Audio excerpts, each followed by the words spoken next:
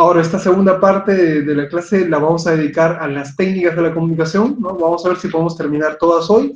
Entonces, cuando hablamos nosotros de técnicas de la comunicación, nos estamos refiriendo a ese tipo de estrategias que existen para poder hacer que el proceso de comunicación sea un poco más fluido, tenga una cadencia mayor, ¿no? Y precisamente a esas técnicas es a las que vamos a aludir a continuación. Bien, entonces yo les voy a compartir ahora la pantalla. Estas técnicas están pensadas ya más bien en la aplicación directa a una audiencia de conciliación, ¿no? Mientras que la primera parte fue de orden más general, esta es mucho más específica, ¿no? Pero vamos a ver que algunas de esas técnicas que son específicas para el campo de la conciliación pueden a veces también tener cierta utilidad en nuestra vida diaria, ¿no? Ya lo iremos mencionando igual. Entre la primera de estas técnicas, entonces, cuando hablamos de la escucha activa, como dice aquí en la definición, ¿no? Significa concentrarnos plenamente, integralmente en lo que la otra persona está diciendo, ¿no? Para luego ponernos en el lugar de la otra persona, ¿no? Dejando de lado lo que nosotros pensamos, lo que nosotros creemos o lo que nosotros ideamos. Esto es importantísimo, ¿no? Creo que ya les había mencionado de que el conciliador desde el primer momento tiene que procurar ganarse la confianza de los que tiene allí delante. Y muchas veces, cuando son desconocidos, hay una barrera enorme que separa a estos dos desconocidos. Las partes que vienen a nuestra audiencia no nos conocen y por lo tanto no confían en nosotros, ¿no? Porque uno, digamos, digamos, digamos, en un primer momento no puede cederle su confianza a cualquier desconocido, ¿no? O es que ustedes van por la calle y de pronto conocen a alguien y de pronto ya depositan su confianza en esa persona, ¿no? Es muy difícil, ¿no? Para que alguien se gane la confianza de uno tiene que haber un proceso, digamos, de frecuencia, ¿no? Van frecuentando los amigos, para llegar a ser amigos tienen que frecuentarse, o tienen que pasar por una situación, digamos, bastante radical, ¿no? Bastante fuerte, que haga que, digamos, se compenetre con la otra persona y pueda confiar, ¿no? Yo recuerdo, y esto lo cuento de manera de anécdota para reforzar esto que les digo de la confianza, yo recuerdo que en 2017 yo empecé a dictar unos cursos también de conciliación en Huancayo. Entonces teníamos que salir, viajar hasta Huancayo, dar los cursos todo el fin de semana y regresábamos, ¿no? Yo llegaba aquí el lunes de la madrugada por lo general, ¿no? Entonces, ¿qué ocurre? Una de las primeras veces que fui, porque digamos yo no conocía mucho la ruta hasta allá, yo acepté ir y fue justo en el periodo de entre marzo y abril, ¿no? Que era una época en la que las lluvias eran abundantes y se habían desatado pues los desbordes del río, los huaicos y demás, ¿no? Entonces yo recuerdo que esa primera vez que fui, el viaje usual es de 8 horas aproximadamente, ¿no? Pero estuvimos casi 16 horas, casi el doble, ¿no? En la ruta hasta llegar a Huancayo, ¿no? Y luego, eso fue el sábado, nos llegamos el sábado casi a mediodía, ¿no? Entonces estuve sábado y domingo y luego regresé. Y al regresar, también habían cerrado el camino, ¿no? Yo estaba en la ruta, estaba llegando creo que a cerca a Matucana, ya, ¿no? Y era de noche. Y los carros se habían detenido, había una larga cola que se veía a lo lejos, ¿no? Que no avanzaban. Nos dijeron que iban a abrir todavía, o que iban a venir los tractores a trabajar y abrir el terreno del camino todavía a las 5 de la mañana del día siguiente. Y yo dije, ¿pero qué voy a hacer? Yo entro al trabajo a las 8. No voy a poder estar aquí a 5 de la mañana, voy a llegar a mediodía de trabajo, ¿no? Entonces, lo que hicimos, que fue lo que hizo gran parte de la gente, ¿no? Bajar de los autos, porque venimos en colectivos, ¿no? Que vienen muy rápido hasta Lima. Entonces, bajamos de los colectivos y en el carro, en el auto donde yo estaba, habían dos jóvenes más, de mi edad, más o menos, ¿no? Y entonces quedamos en buscar una ruta. Me dijeron que se podía bajar por la ribera del río para poder seguir caminando de pueblo en pueblo, ¿no? Hasta llegar hasta Chosica. Calculamos un promedio de unas 5 o 6 horas caminando, podríamos llegar allá de madrugada, ¿no? Y el asunto es que bajamos, ¿no? Y bajamos y todo estaba absolutamente oscuro, nos alumbramos con las linternas del celular y todo, ¿no? Ya, yo no los conocía, eran perfectos desconocidos, pero ese mismo, o la circunstancia, ese mismo proceso, ¿no? De preocupación, de adrenalina, ¿no? De desesperación, hizo que, digamos, hagamos amistad en ese momento, ¿no? Pero digamos, esas son circunstancias extremas, ¿no? Pero por lo general uno no confía en el otro. Entonces, cuando las partes vienen al centro de conciliación, no confían mucho en quienes tienen delante, ¿no? Porque al otro, cuando tiene conflicto, por lo menos lo conoce, pero a uno como conciliador no lo conoce. Entonces, para poder ganarnos la confianza de esa persona, debemos poner todos nuestros sentidos en alerta. Uno de ellos es mostrar la escucha activa, ¿no? Que la parte ingrese y desde el momento que entra, empezar, ¿no? Ah, sí, bueno, señora, ¿qué tal? ¿Cómo está? Para la audiencia de conciliación, sí, por favor, vamos a empezar en breve, toma asiento, ¿no? Yo soy Luis y yo voy a acompañarle el día de hoy en la audiencia de conciliación, antes de entrar a la audiencia, ¿no? Y a la otra parte igual, recibirlas, ¿no? Ese cálido recibimiento va a permitirme a mí generar un tipo de vínculo con esa persona, porque ya creo que lo había mencionado también, cualquier persona que llega a un lugar y es bien recibida, de alguna forma genera cierta predisposición con ese lugar, con esa persona, ¿no? Alguien fue amable conmigo, me recibió, me trató bien, me estiró la mano, ¿no? Me sonrió, me miró a los ojos, se tomó el tiempo de recibirme. Entonces, algo dentro de esa persona va a hacer que haya cierta predisposición hacia lo que tú digas, ¿no? Entonces hay que procurar hacerlo, porque imaginen que entras a la misma persona y yo estoy ahí en la computadora. Sí, señora, tome asiento, todavía vamos a empezar en 10 minutos, ¿no? Y sigo sin mirar a los ojos, ¿no? Hay una relación de frialdad, ¿no? No he logrado yo darme esa confianza. Bien, esa es, digamos, la intención de esta escucha activa, ¿no? Por un lado, demostrarle a esa persona a quien está hablando que yo le estoy prestando atención porque giro incluso con mi cuerpo. Ah, sí, bueno, dígame, luego, ¿qué pasó? ¿No? Entonces me involucro por completo, a diferencia de la escucha pasiva, ¿no? Entonces, y cuando estamos ya en la audiencia de conciliación, con mucha más razón, cuando cada una de las partes empieza a dar su versión de los hechos, ¿no? Entonces empezamos, ¿no? Empezamos hacia un lado y luego hacia el otro lado, ¿no? Ahora, ¿cómo manejar esto dentro de audiencias virtuales, ¿no? Porque ya les había mencionado, hace unos 3, 4 días ha salido, digamos, la resolución que dice que dentro de 60 días o hasta dentro de 60 días existe el plazo para implementar digamos, todo lo necesario para empezar las audiencias de forma virtual, ¿no? Entonces, ¿cómo yo en una audiencia virtual puedo lograr eso, no? Porque a veces, incluso en la pantalla, uno no puede demostrar, digamos, si está girando el cuerpo hacia ese lado o hacia ese otro lado, ¿no? Entonces, ahora va a exigir un doble esfuerzo de nosotros, ¿no? Al momento de hablar, mostrarnos mucho más interesados, mucho más empáticos al momento de hablar, porque le estamos hablando ya no directamente a las personas, sino le estamos hablando a una pantalla, ¿no? Entonces, ahora el reto es un poco más mayor, pero no dudo que lo vamos a hacer de la forma, digamos, mejor y más eficiente, ¿no? Entonces, para eso, mostrar primero la escucha activa, ¿no? Mientras están conversando, de repente nosotros tenemos que anotar algo, quizá podemos voltear a mirar y seguir levantando la mirada, ¿no? Así, dígame, por favor, estoy anotando para, digamos, no perder de vista este dato que me parece importante. Ah, pero continúe, por favor, ¿no? Siempre mirando a la cámara, ¿no? Porque ahora, digamos, el hecho de tener solamente la pantalla enfrente hace que la distancia sea mucho mayor. Y si uno no mira la pantalla, sino que cuando habla, mira hacia abajo, mira el teclado, o se distrae con algo que hay alrededor, ¿no? Entonces no va a poder demostrarle a las personas que tiene delante que está, digamos, prestándole atención, ¿no? Entonces la escucha activa procura hacer eso. ¿Qué más nos dicen? Tomar en cuenta, usar preguntas para seguir adelante en vez de ofrecer consejos o sugerencias. Esto es importantísimo, ¿no? El conciliador presta atención, escucha lo que le dicen, no está aconsejando, ¿no? Espera su momento, su turno a hacer preguntas. Primero se dedica a escuchar, ¿no? Se dedica a escuchar y cuando tiene alguna duda puede hacer la pregunta, pero en principio escuchamos, ¿no?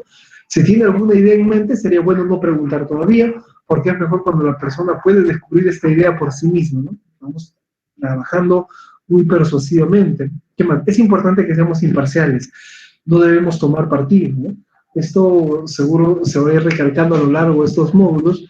La conciliación, por lo menos dentro del ámbito ético, se sirve de varios principios, pero hay dos que son como las columnas más fuertes en una audiencia de conciliación. Esas dos columnas son el principio de imparcialidad y el principio de confidencialidad, ¿no? ¿Qué significa ser imparcial?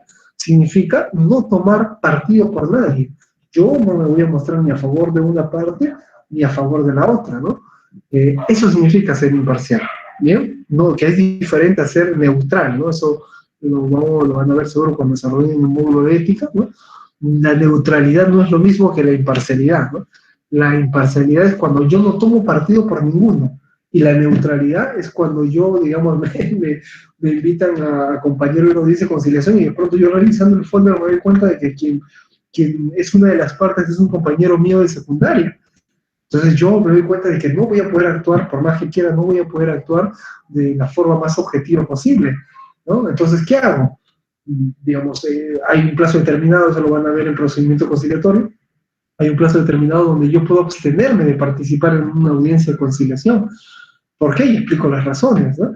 Entonces, eso, el tener conciencia de que yo quizás no voy a poder mantenerme de una manera objetiva, me obliga a mí a abstenerme del proceso, ¿no? De esa audiencia de conciliación.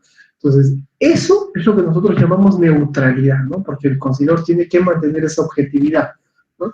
Y con un conocido, con un familiar, digamos, eso es muy complicado, entonces el conciliador tiene que abstenerse en esos casos. Pero ojo, eso es neutralidad. De lo que yo estoy hablando ahora es de imparcialidad, o sea, no me muestro a favor o en contra de alguna de las partes, ¿no? Y el otro principio del que les hablaba es el principio de confidencialidad. Todo lo que se conversa y se comparte y se dialoga y se acuerda en la audiencia de conciliación, todo ese proceso queda solamente entre las partes que están participando en la audiencia de conciliación. Yo como conciliador no voy a salir a ventilar todo lo que ocurrió dentro, ni las partes, ¿no? Se comprometen, ¿no? Se comprometen a no hacerlo, ¿bien? Y podemos grabar por eso mismo, ¿no? Entonces hay una serie de elementos que ya lo verán en su módulo respectivo, ¿no?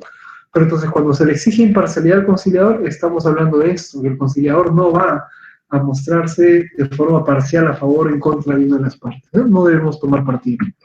¿Qué más? ¿Qué más debemos tomar en cuenta? ¿No? Ya. De que la escucha activa tiene dos momentos, ¿no? Se estructura a partir de esos dos momentos. El primero es la atención y el segundo es la confirmación. ¿A qué nos referimos cuando hablamos de la atención, ¿no? Es precisamente lo que les había mencionado. Cuando yo escucho lo que me dicen las partes, una y luego la otra, primero presto atención y muestro todo mi interés en lo que nos está diciendo, ¿no? Entonces escucho y digamos, para cerciorarme de que he escuchado correctamente, le pregunto a las partes, bueno, entonces usted me acaba de decir que esto y que lo otro y que lo otro. Sí, señor conciliador, es así, le he dicho eso. Ah, ok, muchas gracias. Confirmo la información que he recibido. Bien, por eso hay dos momentos, la atención, cuando yo escucho, y luego viene la confirmación, es decir, que yo le reitero el mensaje a la parte para que me diga si he entendido correctamente, ¿no? La confirmación. Con esto gano varias cosas, ¿no? La primera, gano en entender con claridad el mensaje que me quiere dar las partes. Y lo segundo que gano, y que también es importantísimo, es que le demuestro a esa persona con la que yo estoy interactuando que le estoy prestando atención, porque al devolverle el mensaje, esa persona, y, digamos, va interiorizando, ¿no? Inconscientemente, ¿no? El conciliador sí me está prestando atención, ha entendido el mensaje que le he dicho, ¿no? O sea, en realidad le interesa lo que le estoy diciendo, ¿no? Porque de lo contrario hubiera tergiversado el mensaje que le he dado, ¿no? Entonces, vamos generando esa confianza también en la parte que está hablando, ¿no? Entonces, cuando hablamos de escucha activa, dos momentos, ¿no? La atención y la confirmación.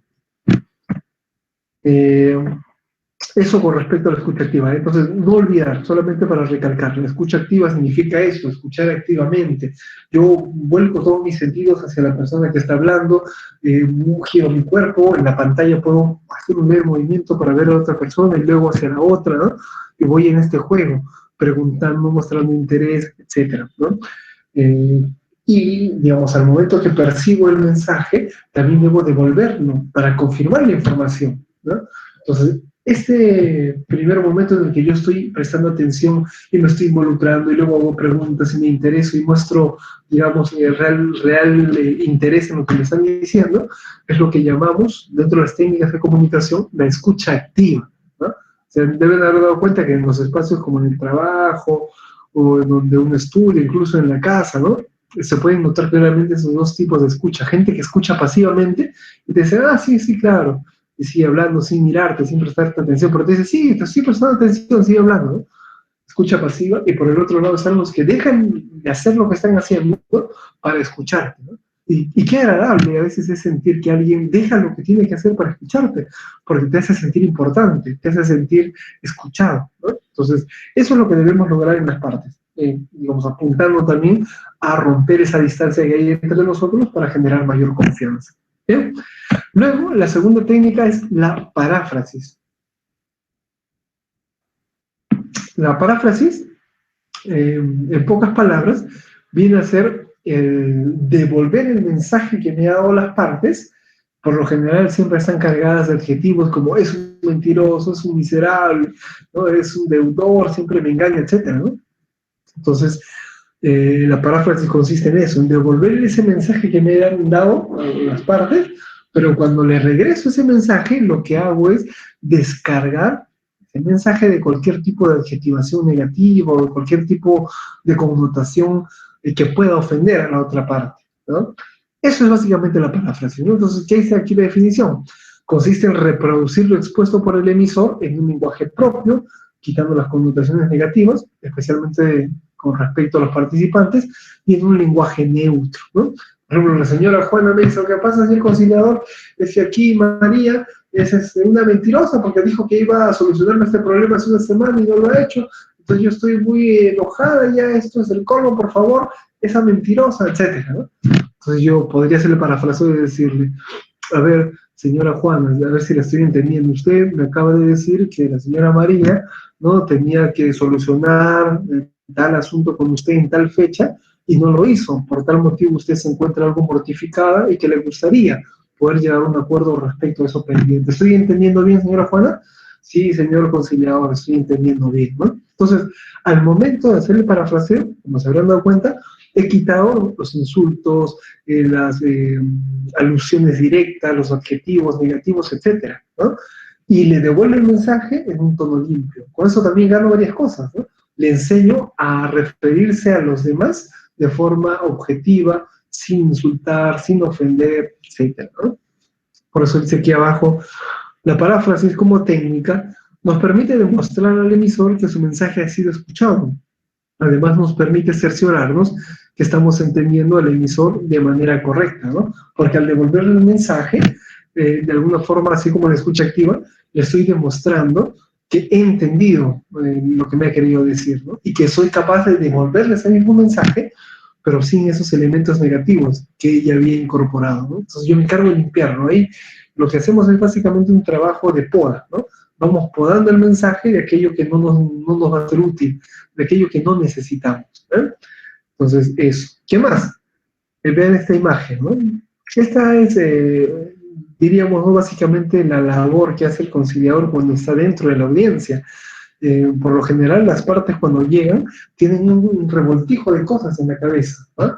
Entonces, en la medida en que vamos conversando, en la medida en que vamos aplicando las técnicas, ¿no?, esa persona va haciendo que ese revoltijo de cosas vaya tomando una forma, se vaya haciendo o ganando un orden, ¿no? O sea, pero ese es nuestro trabajo, ¿no? Ordenar las ideas, darle un contenido más bien neutral, sin alusiones ni cargas negativas, etcétera, ¿no? Entonces el parafraseo nos ayuda a eso, ¿no? Nos ayuda a ordenar los mensajes, nos ayuda a limpiarnos de cualquier tipo de ofensa o adjetivación negativa y seguir manteniendo una conversación de forma clara, ¿no? Esto en realidad funciona, ¿sí? En la teoría parece acaso algo complicado, pero en realidad funciona, ¿no? Yo cuando he tenido las audiencias y he estado conversando con las partes, ¿no?, el hecho mismo de sentir de que el conciliador ha dicho lo mismo que yo, pero sin, digamos, esas ofensas que yo había incorporado, me hace pensar, ¿no? Y me hace decir, uy, el conciliador me acaba de decir lo mismo, pero sin las palabras que yo dije, ¿no? Y le haces notar, inconscientemente le haces notar a que esa persona había mencionado eso. Y la siguiente vez que esa persona se refiera al problema o a la persona, lo va a hacer de una forma menos, digamos, atacante, menos ofensiva, y al final vamos a lograr un diálogo donde el tipo de lenguaje que manejemos va a ser un lenguaje, digamos, alturado, objetivo, respetuoso, cordial, ¿no? Pero nosotros tenemos que dar esa pauta, y el parafraseo nos ayuda a dar esa pauta, es como una suerte de ejemplo, ¿no? Bien, ¿qué más? Aquí tenemos un ejemplo de paráfrasis, ¿no?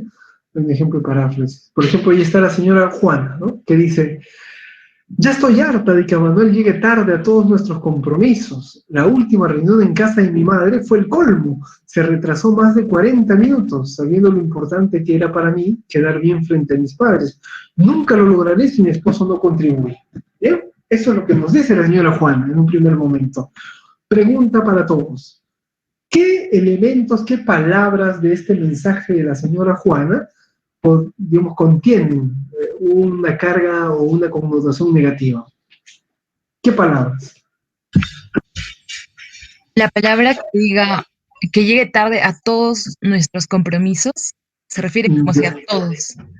Ya está generalizando, ¿no? Muy bien, efectivamente, ¿no? Todos. Estoy harta. Muy bien, está harta. Juana dice que ya está harta de que Manuel llegue tarde. Muy bien, estoy harta. Siempre, ¿no? Esa generalidad, nunca lo lograré. ¿Qué más? ¿Hay algo más o ya? No contribuye. Ya, no contribuye. ¿Ya? ¿Qué más? Hay uno más. El colmo. Claro, ¿no? Esa es una expresión, por ejemplo, que no, si yo lo quito del mensaje no juega ningún papel, ¿no? No ocurre nada, el mensaje se mantiene igual, ¿no? Entonces, si se dan cuenta, esas menciones como ya estoy harta, es el colmo, nunca lo lograré, etcétera, ¿no? Si uno los quita de ese mensaje, no pasa nada con el mensaje, porque no es la columna vertebral, ¿no? Entonces, si es que ese es el mensaje y ya hemos identificado cuáles son esos elementos que podemos cambiar, que debemos cambiar, ¿no? O que debemos eliminar, entonces podemos hacer un correcto parafraseo, ¿no? Por ejemplo, aquí en rojo está el parafraseo de ese primer mensaje. Aquí sí voy a pedir un voluntario o voluntaria para que pueda leerlo, por favor.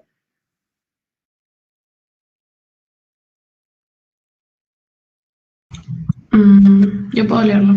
Bien, ¿cuál es su nombre? Araceli. Araceli, para tenerlo anotado. Muchas gracias, Araceli.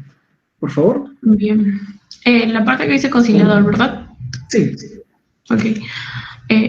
Déjeme ver si le estoy entendiendo de manera correcta. Lo que usted me trata de decir es que se siente muy mortificada porque para usted es necesaria la puntualidad en Manuel y el retraso ocurrido en la última reunión en la casa de su madre no le permitió quedar bien frente a ellos. Situación que es muy importante para usted y que le gustaría contar con el apoyo de Manuel en ese aspecto. ¿Es correcto lo que estoy entendiendo? Bien, muchas gracias. Entonces, se han dado cuenta, ¿no? Antes de empezar, digamos, a ver de lleno el mensaje mismo, veamos la forma. Se han dado cuenta que hay como una especie de fórmula al empezar y al cerrar, ¿no? Siempre empieza con un, déjeme ver si le estoy entendiendo de manera correcta, ¿no? Permítame saber si es que le he entendido, ¿no? Entonces, empezamos el parafraseo siempre con esa fórmula, ¿no? Y cerramos siempre el parafraseo con una pregunta.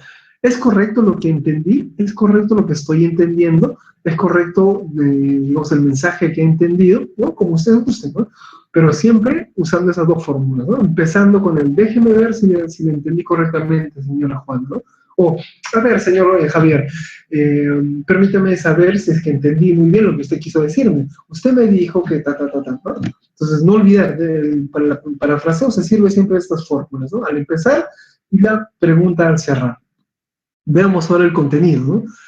Lo que usted trata de decir es que se siente muy mortificada. Ahí que está atacando el conciliador, está atacando a los sentimientos, porque habíamos mencionado que cuando se desata un conflicto, ¿no? Eso lo vimos en el módulo del conflicto, hay siempre dos elementos que están involucrados. Uno son los hechos, o sea, los hechos mismos, objetivos, ¿no? Y al mismo tiempo esos hechos desencadenan a modo de consecuencia, que las personas se involucren en el conflicto y de pronto se sientan, digamos, traicionadas, adoloridas, lastimadas, frustradas, resignadas, lo que fuese, ¿no? Pero hay sentimientos que se involucran producto del conflicto, ¿no? Entonces, aquí en el parafraseo, el conciliador está atacando primero los sentimientos y luego se va a concentrar en los hechos, ¿no? Entonces dice, lo que usted trata de decir es que se siente muy mortificada, ya está atacando, está mencionando, está atendiendo los sentimientos, ¿no? Porque para usted es necesaria la puntualidad en Manuel. Está cerciorando el problema básico. ¿Cuál es el problema que tiene la señora Juana? La impuntualidad de Manuel. Entonces, primero también hay que mencionar, hay que atacar hay que mencionar en el parafraseo esa matriz principal del parafraseo, en este caso, lo de la impuntualidad de Manuel, ¿no? Porque para usted es necesaria la puntualidad en Manuel. Y el retraso ocurrido en la última reunión en la casa de su madre no le permitió quedar bien frente a ellos, situación que es muy importante para usted y que le gustaría contar con el apoyo de Manuel en ese aspecto. ¿Es correcto lo que estoy entendiendo? Sí, señor conciliador, es correcto lo que entendí, ¿no? Entonces he reproducido el mensaje usando la fórmula de entrada, la pregunta al final, me he concentrado en mencionar los sentimientos y también los hechos, ¿no? Y lo he realizado de tal manera que pude omitir frases como ya estoy harta, es el colmo, nunca lo lograré, ¿no? Porque, digamos, esas palabras juegan también un papel dentro de la psicología de los personajes, dentro de la audiencia de conciliación. Hay que tenerlo en cuenta. Y al momento de hacerlo así, de volver el mensaje ya descargado de alusiones negativas, estamos de alguna forma limpiando también la mesa en la que estamos conversando, de forma clara, directa y respetuosa, ¿no? Entonces, esto es lo que nosotros llamamos básicamente el parafraseo, ¿no? El parafraseo. Hasta aquí, respecto a lo de la escucha activa y respecto a lo del parafraseo, ¿hay alguna pregunta? ¿Algo que quieran mencionar? ¿No? Si no, continuamos avanzando. ¿Bien? Entonces, permítanme seguir compartiendo la pantalla. Bien. Vamos. ¿Cuál es la utilidad que tiene la paráfrasis, ¿no? Esto vamos a mencionar aquí 5 puntos que, digamos, pueden ayudarnos a mejor entender, ¿no? O con mayor claridad tener cuál es la utilidad que tiene esta técnica, ¿no? La primera, permite al conciliador verificar que el mensaje emitido por una parte haya sido comprendido de manera correcta. Ya lo habíamos mencionado, ¿no? Las partes durante el parafraseo podrán hacer las correcciones pertinentes al mensaje, ¿no? ¿Es correcto lo que entendí, señora Juana? Es casi, señor conciliador, ¿no? Yo agregaría que esto y luego esto. Ah, ok, entonces, muy bien, el mensaje es este, ¡pam! ¿No? Entonces, permite que las partes puedan corregir si acaso es necesario o puedan, digamos, afirmar que hemos entendido de forma adecuada. 2. Descargamos al mensaje con notaciones negativas, ¿no? También ya lo habíamos mencionado. 3. Introduce al conciliador en la dinámica de la comunicación, ¿no? Porque al principio, si se dan cuenta, son las dos partes las que tienen el conflicto directamente. Pero al yo preguntarle sobre el conflicto, al yo hacer el parafraseo, y con la otra parte igual, entonces empiezo yo a involucrarme directamente con el problema. Empiezo a involucrarme con el proceso de la audiencia en sí misma, ¿no? Bien. 4. Identifica los hechos y sentimientos del emisor. También lo que les había mencionado, y en el ejemplo está claro, ¿no? Por un lado se destacan los sentimientos y por el otro lado se destacan los hechos, ¿no? Ahí está, una barrera de comunicación en el contexto, ¿no? Justo están ofreciendo ahí internet Movistar, pero bueno. Bien, eso en cuanto al punto número 4, ¿no? Y el quinto, ¿no? Es el que nos ayuda a que la otra parte escuche de parte del conciliador el mensaje de manera neutra, sin connotaciones negativas. Eso ya les había mencionado también, ¿no? Las partes, y eso es verdad, lo van a corroborar ustedes cuando desarrollen sus audiencias, ¿no? Cuando las partes escuchan que nosotros nos dirigimos a ambas partes con propiedad, cuando hacemos el parafraseo y evitamos utilizar las palabras que ellos han utilizado, en el fondo también la otra parte, digamos, aprende a comunicarse de esa manera dentro de la audiencia. Y al final, cuando estamos en la parte, digamos, de los acuerdos, cotejando y demás, las partes se van a dirigir la una a la otra con mucho respeto y siempre atendiendo al problema, ¿no? Y ya dejando de lado a las partes, ¿no? Porque a veces eso ocurre, que las partes cuando, digamos, no saben manejar su conflicto, lo que hacen es separan a la persona del problema y atacan a la persona, ¿no? Atacan a la persona.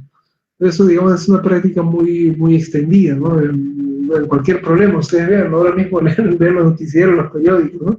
No se atacan ideas, se atacan a las personas directamente, ¿no? Entonces, tenemos que evitar eso en la audiencia de conciliación, ¿eh? Entonces, ¿qué más? Bien, cuando hablamos de la paráfrasis también tenemos una estructura, ¿no? Hay una división tripartita, es decir, hay tres momentos, tres partes. Una entrada, que es cuando yo repito, es el cuerpo, que es lo que, digamos, lo que yo he dicho directamente, y lo tercero, la tercera parte es el cierre, que es cuando yo verifico si efectivamente he entendido el mensaje que me han dado, ¿no? Entonces, por ejemplo, la señora Juana me dice que ya está harta de que su esposo Manuel llegue siempre tarde a todas sus reuniones y que la última vez en casa de su mamá, ya eso fue, digamos, el colmo, fue la gota que derramó el vaso, porque, digamos, eso la dejó muy mal parada a ella frente a su mamá, a su papá, a su familia, ¿no? Y que siente que si Manuel sigue así de impuntual, nunca va a lograr nada con él, ¿no? Entonces, es lo que me ha dicho la señora Juana. Entonces, yo repito de entrada, ¿no? Permítame, por favor, ¿no? Lo que les había dicho, esa fórmula de entrada, ¿no? Permítame, señora Juana, ¿no? Para saber si le he entendido bien, ¿no? O en todo caso puede decirle, a ver, señor Javier, a ver si le he entendido bien. Usted me dice, eso es la entrada, cuando yo repito, ¿no? Y luego el cuerpo es lo que yo voy mencionando del mensaje, quitando cualquier tipo de connotación negativa. Ese es el cuerpo mismo, ¿no? Pero la entrada, digamos, requiere esa fórmula, ¿no? Y luego del cuerpo viene el cierre, cuando yo pregunto, otra vez lo que les había dicho, ¿no? Que el parafraseo siempre tiene esas dos fórmulas de entrada y de salida, ¿no? Y pregunto, ¿es exacto lo que he entendido? Y dígame, por favor, señora Juana, si, digamos, está bien lo que yo he entendido de lo que usted me ha dicho. Sí, señor conciliador, o me dirá, no, señor conciliador, falta agregar esto, o hay que quitar esto, o el dato no es exacto, o esto, ¿no? Y perfilamos ese mensaje, ¿no? Pero lo importante es que en el parafraseo yo pueda descargar cualquier tipo de connotación o de información negativa de lo que las partes me han dicho, ¿bien? Entonces, eso en cuanto al parafraseo, ¿bien? Ahora, hay tipos de parafraseos, ¿no? Hay parafraseos que apuntan a destacar más los hechos, parafraseos que apuntan a destacar más las emociones, y parafraseos que apuntan a enfatizar más el significado, ¿bien? En cuanto a la paráfrasis de hechos, ¿no? Vamos a poder ver a continuación, vamos a poder ver el siguiente ejemplo, ¿no? Una de las partes, por ejemplo, viene y nos dice, esto me tira hasta la coronilla. No sé qué está esperando mi vecino para subir el muro de su patio. Esta es la tercera vez que se han metido a mi casa, se han metido a robar, ¿no? Solo espera que se lleven todo lo mío. A mí me ha costado cada cosa que tengo en mi casa. Y no solo pido que se levante el muro por seguridad de mis cosas, lo hago por mis hijos. No puedo trabajar tranquilo de saber que alguien pueda entrar a la casa y les pueda causar daño, ¿no? Entonces, ese es el conflicto principal. Tenemos que identificar de inmediato cuál es, digamos, el meollo de este mensaje, cuál es la base, el núcleo, ¿no? Y me doy cuenta de que rápidamente el problema es que hay un muro que no se ha levantado en la casa del vecino y que a través de ese muro se meten también a robar a mi casa. Ese es el problema real que tengo, ¿no? Entonces, cuando yo identifico eso, hago la paráfrasis de hechos y le digo a esa persona, ¿no?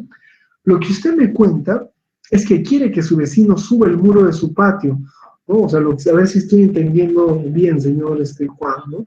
Lo que usted me cuenta es que quiere que su vecino suba el muro de su patio, porque son 3 las oportunidades en que han ingresado a su casa, que le ha costado mucho trabajo obtener sus cosas, pero que también quiere proteger a sus hijos, más aún cuando usted no se encuentra en casa. ¿Es eso correcto? Sí, señor conciliador. Voy atacando solamente, o dándole, mejor dicho, mayor relevancia, voy resaltando, voy destacando el asunto de la pared, ¿no? Y que la consecuencia directa es mi preocupación. Pero ¿dónde está el peso, digamos, de este parafraseo? En la necesidad de pedir que el vecino levante el muro, ¿no? Y por las consecuencias que trae, etc., ¿no? Pero ahí la paráfrasis de hechos está volcando toda su atención a los hechos, precisamente. Bien, eso en cuanto al paráfrasis de hechos. El mismo ejemplo, para hablar de la paráfrasis de sentimiento, ¿no? Otra vez, la parte que llega y dice que está hasta la coronilla, que no sé qué está esperando mi vecino para subir el muro de su patio, etcétera, ¿no? Se han dado cuenta que en el mensaje también del parafraseo ya desapareció eso, ¿no? Estoy metido hasta la coronilla, ¿no? Espera que solo se lleven todo lo mío, ¿no? Entonces, todo ese tipo de elementos negativos del mensaje ha ido desapareciendo, Bien, ahora en este tipo de parafraseo vamos a ver que la atención ya no va a estar en los hechos, sino en los sentimientos que tiene esta persona a propósito del conflicto, ¿no? Por el tema del muro, ¿no? Como conciliadores diremos, ¿no? Lo que usted trata de decirle, señor Juan, es que se siente enojado porque el muro de su vecino no le brinda seguridad ni a sus bienes ni a sus hijos, y que esta situación lo tiene muy preocupado, ¿no? Entonces, estoy parafraseando, ¿no? Los sentimientos que salen, digamos, en primera instancia de este señor Juan, Javier, ¿no? Por ejemplo, ahí está, ¿no? Usted se siente muy enojado, hago notar los sentimientos que tiene, porque efectivamente el que no haya levantado el muro del vecino y que se haya metido 3 veces a su casa le genera un malestar, ¿no? Y también menciono lo de la preocupación, ¿no? Entonces, paráfrasis que le da mayor importancia, mayor relevancia a los sentimientos. Ahora, a diferencia de la paráfrasis de hechos y de sentimientos, tenemos la paráfrasis de significado, ¿no? Entonces, de ese mismo ejemplo, vamos a ver cómo sería hacer un parafraseo de significado, ¿no? Dice, a ver, señor Javier, de acuerdo a lo que usted me dice, debo entender que usted se siente molesto y que quiere que su vecino suba el muro del patio, que ya van 3 veces en las que extraños han ingresado a su casa, que a usted le han, ay, perdón, lo han escrito mal, que a usted le ha costado mucho trabajo obtener sus cosas, pero que no solo lo hace por sus cosas, sino también por sus hijos. Le preocupa mucho la idea de que les puedan causar daño y esta preocupación le afecta en su trabajo. ¿Entendí bien? ¿No? ¿Se dan cuenta? Ese tipo de parafraseo es vinculado a ambos aspectos, ¿no? Como en el primer ejemplo. Es decir, he atendido a las emociones, a los sentimientos que han surgido a consecuencia del conflicto, y al mismo tiempo he, digamos, atendido al problema, al hecho en sí mismo, ¿no? Por eso, repito, debo entender, señor Javier, ¿no? Que usted se siente molesto, ¿no? Y que quiere que su vecino suba el muro del patio, el pedido, que ya van 3 veces en el que extraños han ingresado a su casa, que a usted le ha costado mucho trabajo obtener sus cosas, pero que no solo lo hace por las cosas, sino también por sus hijos. Le preocupa, otra vez, ¿no? Le preocupa mucho la idea de que les pueden causar daño, y esta preocupación le afecta en su trabajo, ¿no? Entonces, trato de envolver todo el paquete. ¿Bien? Entonces, el parafraseo en términos generales apunta a eso, ¿no? A procurar que el mensaje llegue de una forma, digamos, limpia, descargada de cualquier elemento negativo, de cualquier connotación, digamos, atacante, insultante, y al mismo tiempo nos permite cerciorarnos de que estamos entendiendo muy bien el mensaje, ¿no? Y el mensaje involucra, digamos, todo lo que supone el conflicto en este caso, que es el hecho mismo y son los sentimientos a consecuencia de ese conflicto. ¿Bien? Eso en cuanto a la paráfrasis. Ahora, otra técnica importante, ya hemos visto 2, ¿no? La escucha activa y el parafraseo. Ahora vamos a ver una tercera que está relacionada con la forma de preguntar dentro de la audiencia de conciliación, porque el preguntar también es un arte, ¿no? Por ejemplo, algo que no debemos, digamos, generar en las personas, en las partes, es de que la audiencia de conciliación se ha convertido en una sala de interrogatorio. Eso es lo que debemos evitar, ¿no? Porque a veces uno no habla así, uno no lanza pregunta tras pregunta. Cuando uno se encuentra con alguien y le dice, ¿qué tal, José? Oye, me enteré que tu papá está un poco mal, cuéntame, ¿cómo van las cosas? Ah, me dice, pero entonces está mejorando. Sí, ya está mejorando, qué bueno, me alegro. ¿Y cómo está tu mamá? Bueno, mi mamá está en genial, muchas gracias, ¿no? ¿No? 2 o 3 preguntas sencillas y ya recabé información, ¿no? Y no estoy, digamos, como una metralla, con preguntas, ¿no? Entonces, cuando ustedes estén en la audiencia de conciliación, tienen que tener eso, digamos, claro, de que se trata de una conversación casi entre amigos, ¿no? A pesar de que seamos desconocidos, pero el conciliador tiene que procurar generar eso, que la audiencia se convierta en un espacio de diálogo abierto. ¿Y cómo lo logra? Evitando precisamente este tipo de cosas, ¿no? Las preguntas una tras otra pueden hacer que una de las partes se sienta digamos, abordada, que se sienta, digamos, incluso atacada, ¿no? Y ya no quiera responder o omita alguna información o no la diga del todo completa, etcétera, ¿no? Entonces hay que tomar en cuenta todo eso y hay que tener mucho cuidado, ¿no? Hay que tener mucho cuidado. Bien, en cuanto al objetivo, antes de realizar la pregunta, ¿no? Tenemos que tener muy en cuenta por qué estamos preguntando, ¿no? Pues no se trata solo de lanzar una pregunta por lanzar la pregunta, ¿no? No es algo a quemarropa, sino que interiormente, mientras vamos escuchando las versiones que nos dan del conflicto, mientras vamos viendo cómo se va desenvolviendo la audiencia, vamos de alguna forma perfilando qué pregunta me va a ayudar más, ¿no? Entonces, insisto, no lanzar preguntas a quemarropa, no, digamos, agobiar con una pregunta tras otra las partes. Pensar muy bien lo que vamos a preguntar, pensando también los objetivos, ¿qué quiero lograr yo con esta pregunta, ¿no? Y luego, por último, ¿cómo hacerlo? Siempre debemos partir desde la información que tenemos, ¿no? Por ejemplo, cuando nosotros empezamos la audiencia luego del monólogo de apertura, le damos la palabra a la parte que hizo la invitación, ¿no? Para que nos diga por qué hizo la invitación, qué tema se va a discutir, etcétera, ¿no?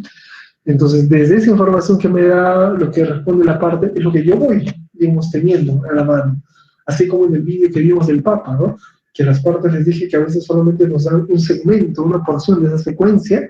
Lo que tenemos que hacer es tener presente que las partes cada una nos va a dar solamente una versión, una porción de la secuencia, y tenemos que ampliarla, tenemos que, por medio de las técnicas de preguntas y las que vamos a ver, tenemos que procurar ensanchar y tener un mapa general de lo que, digamos, supone este conflicto. ¿Bien? Entonces, eso en cuanto a las preguntas, como pauta general. Ahora sí vamos a ver cada una de ellas, ¿no? Son cinco tipos de preguntas. Y las vemos, ¿no? Son las preguntas abiertas, cerradas, circulares, reflexivas y estratégicas, ¿no? Ahora vamos a atender cada una de ellas. Cuando hablamos de preguntas abiertas y cerradas, se van a dar cuenta que no hay mucha dificultad, ¿no? No es muy difícil entender qué son preguntas abiertas o cerradas. Ahora lo vamos a ver. Las preguntas abiertas son las que tienen como objetivo obtener información y por lo tanto, digamos, como quieren obtener información, es decir, va a admitir una respuesta amplia, ¿no? Por ejemplo, yo puedo decirle a una de las personas, bueno, dígame, señora Juana, ¿cómo ocurrió el conflicto? ¿Cómo empezó? Entonces la señora le dirá, bueno, todo empezó hace 2 años, cuando esto y que el otro y que el otro, ¿no? Entonces nos damos cuenta de que la pregunta abierta es aquella pregunta que invita a que la otra parte dé también una respuesta abierta, amplia, que, digamos, nos explique en términos generales lo que ocurrió, ¿no? Permite al receptor desarrollar una idea al momento de responder. Un tipo de pregunta abierta también nos permite, digamos, además de recabar toda la información posible, nos permite percibir ciertas cosas que tienen las partes que están hablando, ¿no? Eso ya lo habíamos mencionado en el módulo de conflicto, ¿no? Las partes a veces van transmitiendo su forma de ser, su forma de pensar, digamos, parte de su psicología en el modo en el que nos dicen las cosas. Incluso no solo en lo que nos dicen, sino en cómo lo dicen, ¿no? Tenemos que estar atentos, ¿no? Entonces, las preguntas abiertas, insisto, son las preguntas que admiten respuestas abiertas, ¿no? Ejemplos, aquí hay algunas, ¿no? ¿Qué ocurrió? ¿Cómo le gustaría que fueran las cosas? Bueno, a mí me gustaría que las cosas fueran así o fueran las aguas, ¿no? Respuestas amplias, respuestas abiertas, ¿no? ¿Por qué es importante? Es importante por esto y por esto, ¿no? ¿Para qué lo necesita? Bueno, lo necesito para 4 cosas, para esto, etcétera, ¿no? Son preguntas abiertas en el sentido de que admiten respuestas abiertas, amplias, ¿no? A diferencia de las preguntas abiertas, las preguntas cerradas son las que más bien suponen respuestas cerradas, es decir, cortas, específicas, ¿no? Como bien dice ahí en la definición, tienen como objetivo confirmar datos o informaciones, ¿no? Yo podría preguntar, ¿y de cuánto era el monto de la deuda, señora Juana? Era de 5.000 soles. Ah, ok, 5.000 soles, ¿no? Entonces se dan cuenta, son respuestas específicas que sirven para comprobar datos, ¿no? O para tener conciencia de días, de fechas exactas, lo que fuese. Pero son respuestas cortas, ¿no? Concretas, específicas, ¿no? Entre las preguntas abiertas admiten respuestas abiertas, las preguntas cerradas admiten respuestas cerradas, cortas, específicas, ¿no? Dice aquí, se responden con un sí o no, o con respuestas muy, pero muy concretas, ¿no? Ejemplos. ¿Es correcto lo que dijo? Sí, señor conciliador, es correcto lo que dijo la otra parte, ¿no? ¿Cuántos años tiene? Bueno, yo tengo 44 años, ¿eh? Respuestas específicas, cerradas, ¿no? ¿El inquilino se encontraba en la casa? Sí estaba, ¿no? Sí. ¿Cumplió con lo acordado? No cumplió, no. ¿Eh? Entonces, respuestas cerradas siempre a preguntas cerradas. ¿Sí? Hasta ahí no hay mucho problema, ¿no? Preguntas abiertas, respuestas amplias abiertas. Preguntas cerradas, respuestas cerradas. Y aquí es donde empieza a veces un poco la confusión al momento de trabajar ese tipo de preguntas, ¿no? Son las preguntas circulares, ¿no? Ahí está, las preguntas circulares.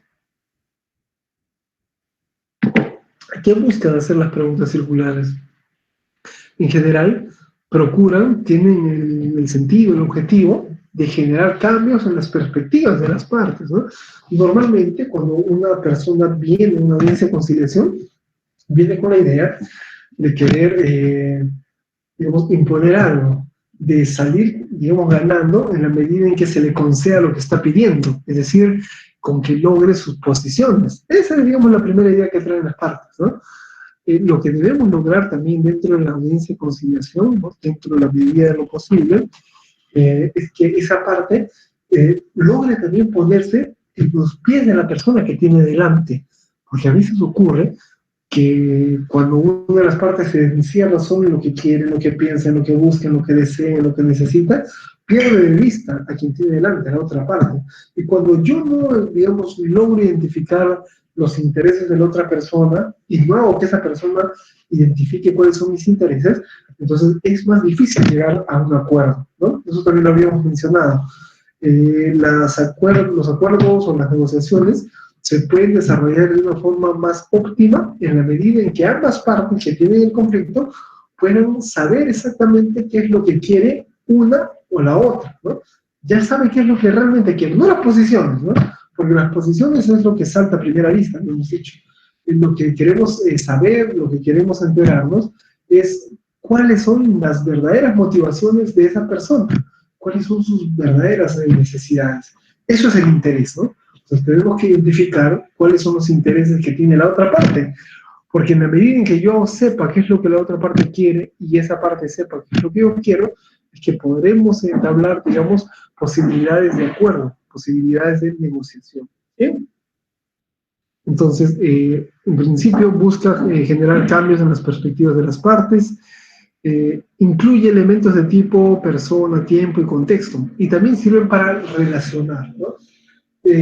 Habíamos dicho, y eso también lo han visto en el módulo anterior, que, digamos, el modelo que se sigue en el Perú en términos de conciliación extrajudicial es el modelo Harvard.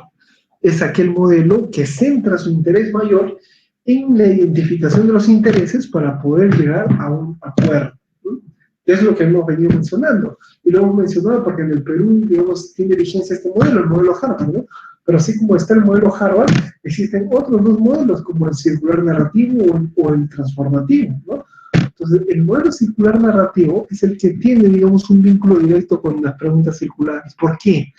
Porque el modelo circular narrativo, como ya lo deben haber trabajado, procura, o el objetivo o la meta final, no es tanto que las partes identifican sus intereses para llegar a un acuerdo, sino que apunta, sobre todo, a lograr que las partes mejoren sus relaciones, que las partes puedan cambiar la perspectiva que tenían de la otra persona y de ese modo puedan, digamos, mostrarse mucho más empáticos, mucho más, digamos, expresivos, mucho más comunicativos, etc., ¿no? Entonces, las preguntas circulares buscan eso, de que la relación con el otro, digamos, cambie, ¿no? Digamos, mejore, se transforme. En ese sentido. ¿Qué tipo de preguntas, por ejemplo, allí pueden ayudarme, ¿no? Por ejemplo, está esta. ¿Cómo reaccionarán sus compañeros con este acuerdo? ¿Cómo reaccionarán ellos? Me obliga a pensar, ¿no? ¿Qué van a pensar ellos? De alguna forma esta pregunta obliga a que yo salga de mis propios zapatos y me ponga en el zapato del otro, ¿no? Otro ejemplo. ¿Cómo era su relación hace un año? Y me pongo a pensar en mí mismo, ¿no? ¿Cómo éramos los dos hace un año? Ahora estamos de repente aquí, tenemos un problema por el tema de la pensión o de los hijos. pero ¿cómo éramos hace un año atrás, ¿no? De repente todavía vivíamos juntos, no teníamos este problema, ¿no? Todavía había un proyecto en común, como pareja, como familia, etcétera, ¿no? Obliga a que esa persona piense en eso y vea a la otra persona que tiene al costado de una forma diferente, ¿no? Que cambie su perspectiva. Otro ejemplo de pregunta. ¿Todo sería igual si tuvieran una computadora para cada uno, ¿no? Entonces, pienso en el otro, ¿no? ¿Qué pasaría si en casa tuviéramos una computadora para cada uno y ya no solo una, ¿no? Y de repente podríamos estar en el conflicto. De repente podríamos ya cada uno, ¿no? Mantener un horario por su cuenta cada uno y evitar los problemas, etcétera, ¿no? Me lleva a pensar a mí eso. Y por último, como ejemplo, ¿no? ¿Qué tiene que ver la pared con la solución del caso? ¿No? Obligo a que las partes puedan reflexionar también en las posturas que están asumiendo dentro de la conciliación, porque a veces el cerrar en una postura puede generar un entrampamiento, etcétera, ¿no? En general, las preguntas circulares procuran eso, que las partes salgan de su propio ser, se pongan en el zapato del otro y piensen desde una perspectiva diferente, ¿no? Evalúen la situación desde unos zapatos distintos. ¿Bien? Eso en cuanto a preguntas circulares. Luego están las preguntas reflexivas. Las preguntas reflexivas, como bien lo dice su nombre también, procuran de que las partes reflexionen sobre, digamos, sus decisiones, sus conductas, sus posturas, su comportamiento, etc., ¿no? A propósito de esto, de las preguntas reflexivas, ¿no? No sé si se los había mencionado ya, pero una vez un compañero nuestro que era conciliador también, ¿no? Nos comentó un caso muy peculiar que tuvo en una audiencia. Él estaba de conciliador, vinieron dos jóvenes, en términos, digamos, muy amigables, no eran dos amigos, solo que uno tenía una deuda, una obligación de dar suma de dinero con la otra parte, ¿no? Esa deuda, y estaba pagando la deuda normal hasta hace como unos, digamos, 6 meses, ¿no? Y de pronto se detuvo, ya no pagaba. Y el amigo le decía, pero bueno, no hay problema, yo te espero, pero yo quiero tener garantía de que me vas a pagar, así que en buenos términos, ¿qué te parece si vamos a una audiencia de conciliación? Y el otro aceptó, y ellos eran los que habían llegado hasta el despacho de este amigo que les comento. Y entonces empezaron la audiencia, conversaron, se mostraron, digamos, muy cooperativos, y en determinado momento este amigo conciliador sintió que ya no podía avanzar, ¿no? Por más que hacía preguntas, que trataba de avanzar, el joven no podía explicar por qué ya no, desde hace unos meses atrás, ya no podía cumplir con la deuda que había contraído. Entonces el conciliador pidió audiencias por separado, ¿no? Les había dicho que existe esa posibilidad, ya nos vamos a detener en eso dentro de un momento, ¿no? Entonces pidió audiencias por separado, se reunió con cada una de las partes, y cuando estaba con la parte que tenía la deuda, bueno, habría que felicitar también el grado de empatía y de confianza que le generó este conciliador, ¿no? El joven le comentó que se había enterado unos meses atrás que él era portador del VIH y que por eso había empezado una serie de tratamientos, exámenes, y que estaba gastando todo el poco dinero que tenía en hacerse esos exámenes, ¿no? Entonces, allí, digamos, ese grado de empatía, ese grado de confianza, ¿no? Pudo llevar a que, digamos, esa persona le confiese eso al conciliador, ¿no? Y puede el conciliador luego manejarlo de mejor manera, manejar esa información dentro de la audiencia de negociación o en la parte de negociación de la audiencia, ¿no? ¿A dónde quiero llegar con todo esto? A veces, cuando estamos nosotros en cierto entrampamiento y ya no podemos avanzar, esta situación de reunirnos por separado permite que podamos hacer preguntas mucho más directas, ¿no? Entonces, este amigo seguro, haciéndole algunas preguntas, logró de que este joven le contara lo que estaba pasando, ¿no? Lo que estaba, digamos, viviendo en ese momento, ¿no? De ahí la importancia que tienen las preguntas.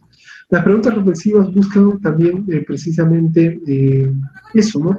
Hacer reflexionar sobre las conductas que tiene una persona. Una vez, creo que también ya lo había mencionado, un amigo nos contó que estaba en una audiencia, ¿no? Y que una persona se había comprometido a dar una pensión mensual de 30 soles, ¿no? 30 soles, uno se pondría a pensar, ¿no?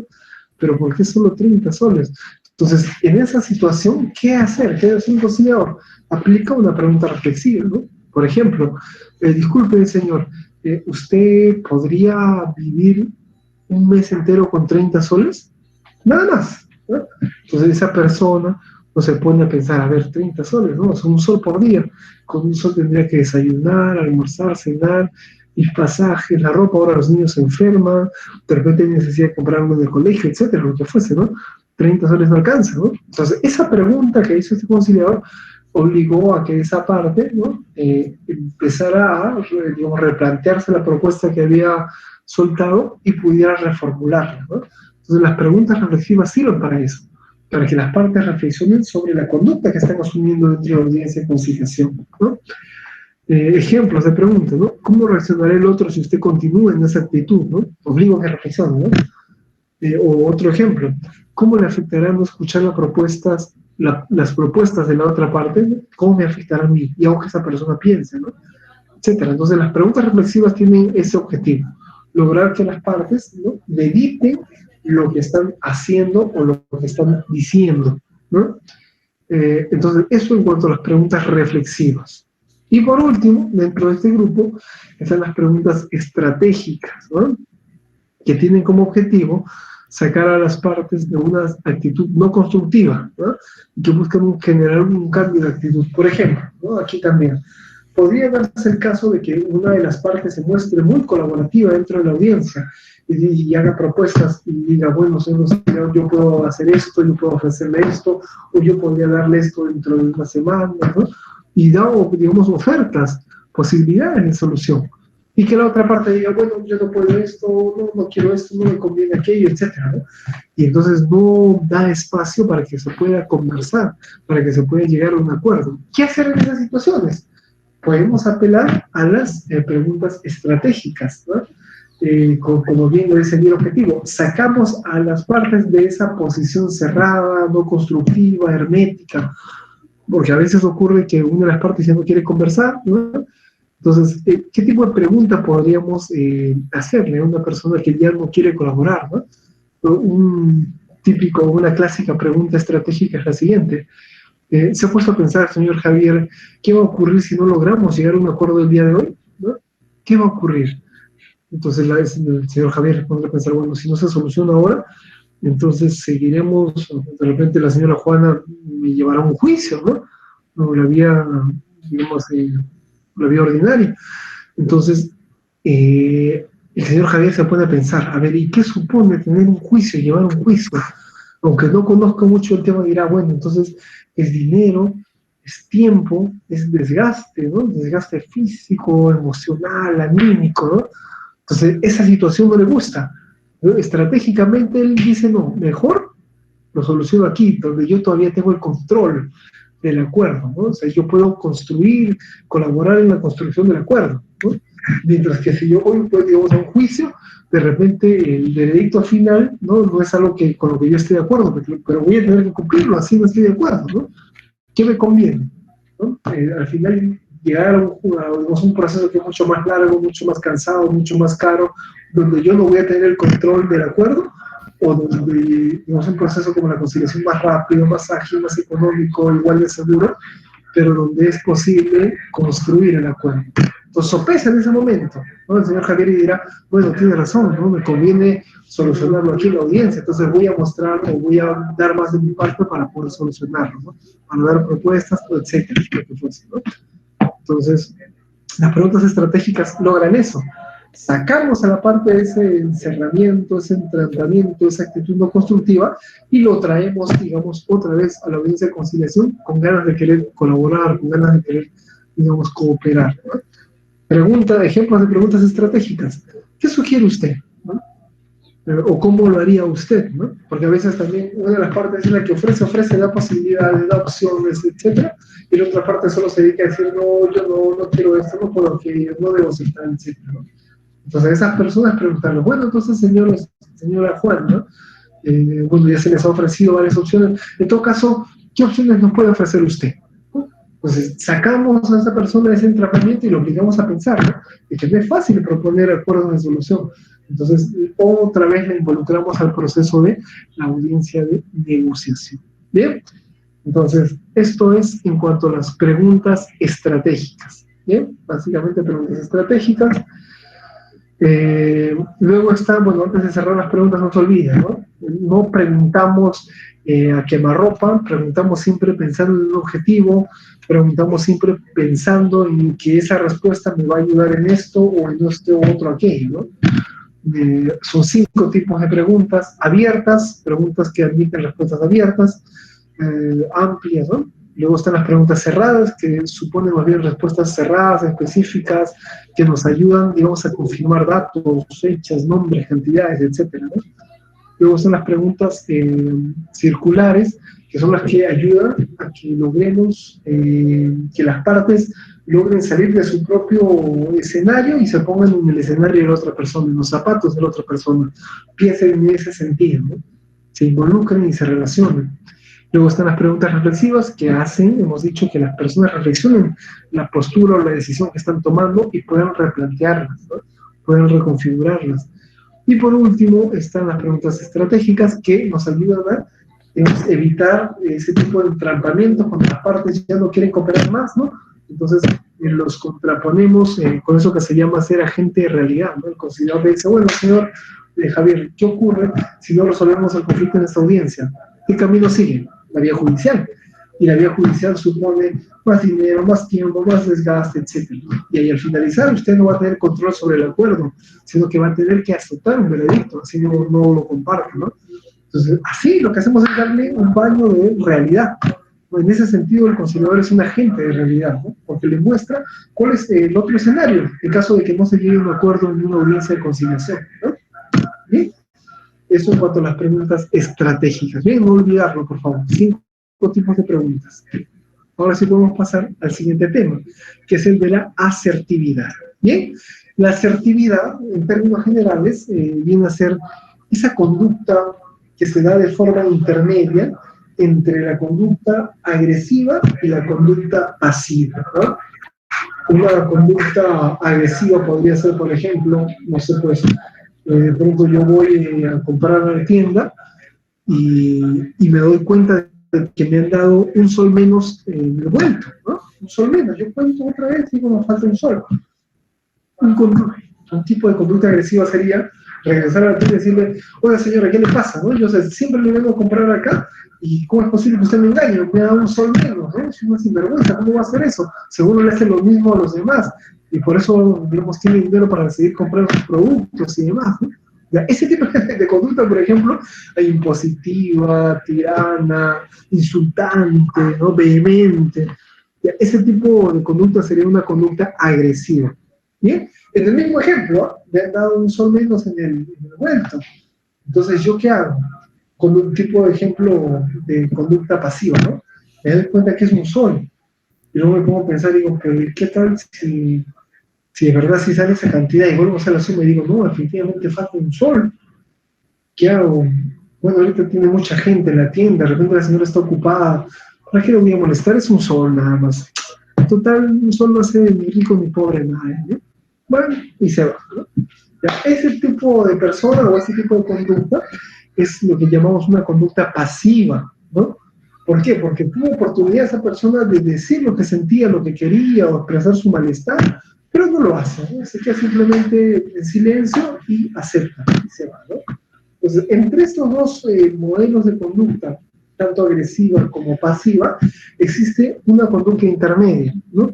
Ese tipo de conducta intermedia es lo que nosotros llamamos asertividad. Y ahora sí, con esa introducción vamos a leer esta definición. Dice allí, la asertividad se puede definir como el conjunto de conductas emitidas por una persona en un contexto interpersonal, es decir, lo que yo voy a emitir, lo que yo voy a decir, con las demás personas, ¿no? Por eso es en un contexto interpersonal, en un contexto con demás personas, ¿no? Y entonces, ¿qué cosa yo expreso en ese contexto interpersonal? Expreso mis sentimientos, mis actitudes, mis deseos, mis opiniones, mis derechos, ¿no? Y lo hago de una forma directa, firme, honesta, ¿no? Respetando al mismo tiempo los sentimientos, las actitudes, los deseos, las opiniones y los derechos de la otra persona. ¿Bien? Eso es la asertividad, decir lo que yo pienso, lo que yo siento, lo que yo creo, pero de una forma respetuosa, pero contundente, tajante, sin ofender a la otra persona y sin quedarme callado. Eso es la asertividad, ¿no? Por ejemplo, en ese mismo caso de haber recibido, digamos, un sol menos en el huerto, ¿qué podría hacer?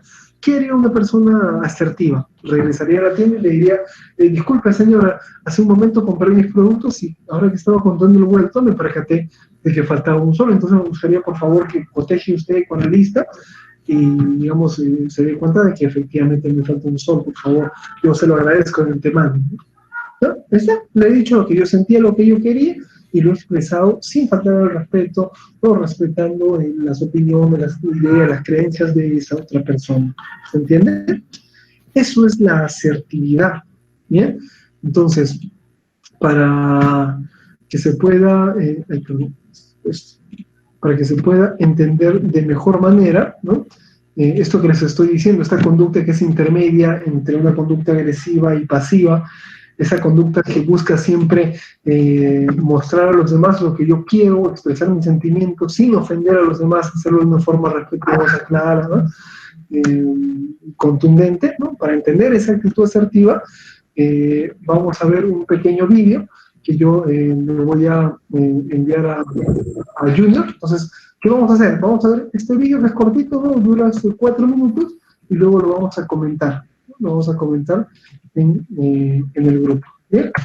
Junior, no sé si me puedes, si estás por allí, puedes ayudarme a transmitir, enviarles el link, el enlace, ¿no? Bien, muchas gracias. Entonces, Junior lo va a compartir en el grupo que tienen ustedes de WhatsApp. El vídeo dura 4 minutos y algo, y al finalizar, digamos, el vídeo lo comentamos. ¿Les parece? ¿Qué tipo de conductas hemos podido identificar en ese pequeño vídeo?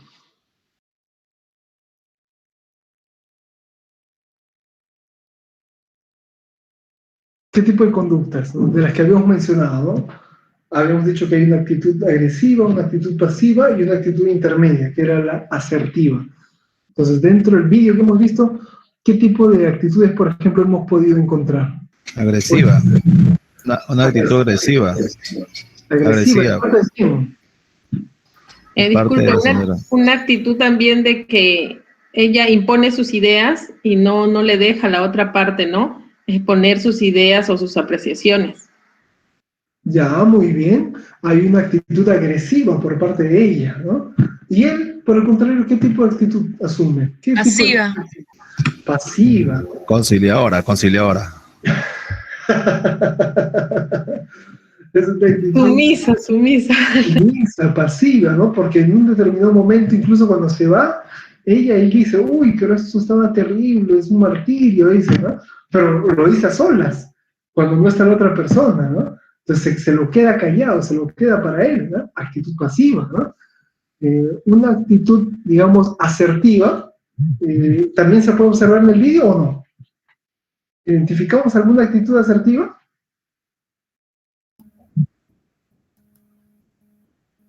Más que asertiva, hay una actitud de cesión. La actitud de cesión que tiene Francella ante esa actitud avasalladora, impulsiva, intolerante y sobre todo de repetitiva que ella tiene, ¿no? Ella, por ejemplo, tiene una conducta donde repite constantemente las mismas frases que tienen una orientación, creo yo, de una perspectiva un poco más de avasallar a Francella. Y Francella en algún momento cede, va cediendo, hasta que llega el punto donde, que es el nudo de mi punto de vista, donde él comienza a lo que ya se dijo, ¿no? A murmurar o a decir algunas palabras entre dientes, indicando un poco que la situación ya lo colmó, ¿no? Esa es un poco la visión que tengo. Bien, muchas gracias, efectivamente, ¿no? En el vídeo que hemos visto, en el ejemplo, hay solamente dos, digamos, posturas, una agresiva por parte de ella y una muy pasiva por parte de él, ¿no? Una actitud asertiva hubiera sido, por ejemplo, que desde el momento en que sintió que estaban fríos los ravioles, como dicen ellos, ¿no? O sea, los fideos, él hubiera podido decirle, mira, querida, ¿no? A mí, tú sabes que me gustan los ravioles tibios, eso está un poco frío, pero no hay problema, ¿no? Digamos, yo entiendo tu esfuerzo, tú estás en casa también con muchos deberes, ¿no? Y yo lo entiendo, así que no te preocupes, la siguiente vez de repente podemos prepararlo juntos, ¿no? Para, digamos, cocinarlo como a mí me gusta, ¿no? Y puedas también tú saberlo, ¿no? Etcétera, ¿no? Es decir, decirlo abiertamente, si algo no te gustó, lo dices, pero guardando siempre la debida calma, ¿no? La debida calma, ¿no? Eso, digamos, podría haber sido un ejemplo de actitud asertiva, pero que no hubo, ¿no? No se vio en ningún momento, ¿no? Bien, entonces volvamos. Cuando hablamos de la asertividad, y esto, digamos, hay que recalcar, ¿no? Estamos hablando de esa actitud que debe asumir no solamente un conciliador extrajudicial, digamos, esa actitud asertiva también se enseña mucho en la Escuela Diplomática del Perú, en la Academia Diplomática, ¿no? Los futuros embajadores o secretarios o ministros se forman mucho en base a la actitud asertiva, ¿no? Piensen, por ejemplo, en el conflicto que tuvimos con Chile a propósito de la Haya, ¿no? Esa la cuestión limítrofe. Al momento de ofrecer los argumentos, al momento de referirnos al otro país, a Chile en este caso, digamos, siempre se hizo con sumo respeto, con mucha propiedad, ¿no? Porque los diplomáticos, digamos, son maestros en eso, en la asertividad, ¿no? Y tanto es así que un diplomático es asertivo que incluso ya se ha adjetivado el término. Y uno dice, a ver, no, díselo, pero díselo diplomáticamente, ¿no? ¿Qué significa decirlo diplomáticamente? Que lo vas a decir con mucho tino, con mucho respeto, sin ofenderlo, pero sin quedarte callado, ¿no? Entonces, cuando hablamos de, digamos, asertividad, hay que entenderlo también en esos términos, ¿no? Digamos, una persona muy diplomática, ¿no? Entonces, eso es la asertividad. Y un conciliador tiene que saber ser muy asertivo dentro de la audiencia de conciliación. Tanto así, Sí, a ver. tanto así, Luis, tanto así que en la famosa carta torretable de Álvaro Vargas Llosa, la diplomacia peruana tuvo modos y maneras para poder llamarle la atención y mandarle un poco que investigue el proceso de negociación que se estaba haciendo, ¿no? Una manera elegante de decirle, oye, ¿sabes qué? No te metas a hablar de cosas que no sabes. Y eso es un poco lo que pasa, ¿no? Pero el enfoque de todo esto es el gran mundo de la comunicación. Parte importante de la asertividad tiene que ver un poco con la capacidad receptiva que tienen todos y cada uno de los integrantes o las partes ante un proceso conciliatorio en sí, ¿no? Vemos, por ejemplo, que en la gran mayoría de casos nos encontramos con personas que manejan un lenguaje coloquial o estándar, y de pronto traducir ese mensaje, esas interpretaciones lingüísticas que ellos tienen sobre un determinado aspecto, es una tarea que requiere que nosotros ampliemos un poco ese criterio de poder conocer algo más de las coloquialidades de nuestra gente. Y una cosa ya para terminar, en el ámbito de la comunicación se genera una corriente muy particular, que es una corriente que está marcado de la perspectiva de la inclusión.